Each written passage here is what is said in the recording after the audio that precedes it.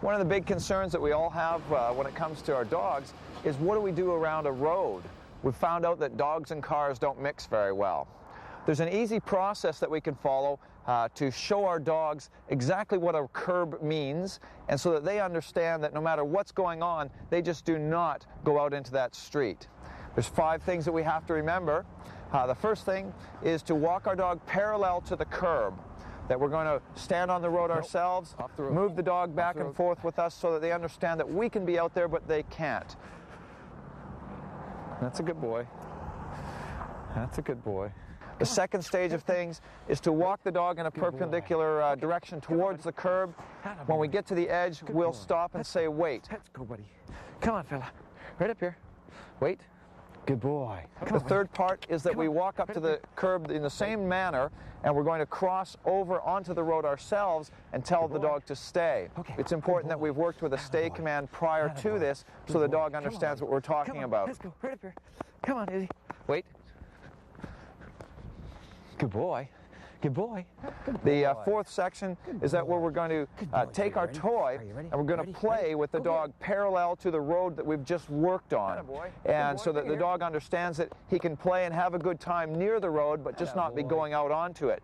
The fifth and last step that we'll do is to throw the toy actually out into the road to see if the dog has understood exactly what we've shown him. We want to be very careful that there is no car coming at the time when we do this, and if we've done our work properly, the dog should run right up to the edge and without being told anything, stop on his own accord. The correction that we'll be using is when we throw the toy out into the road, the moment that the dog steps onto the street itself, we will use a verbal command such as no or hey, just to let the dog know that's the moment of error.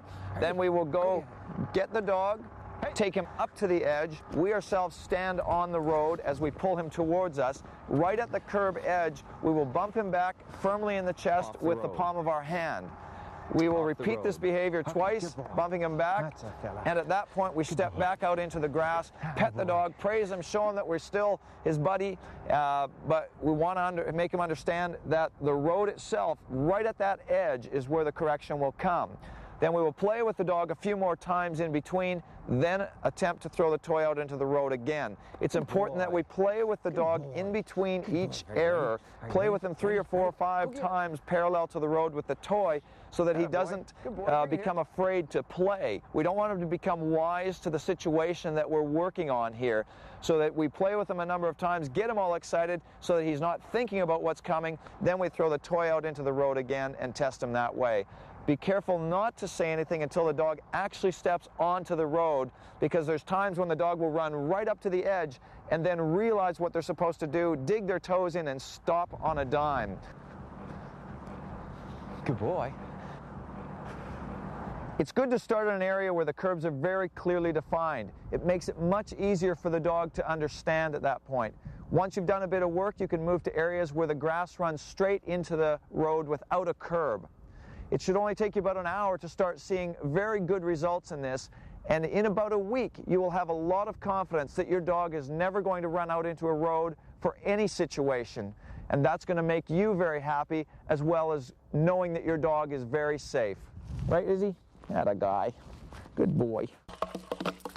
Here Roxy shows us exactly how it's supposed to be done. Without a word from us, she automatically moves away from the curb each time her toy goes into the road.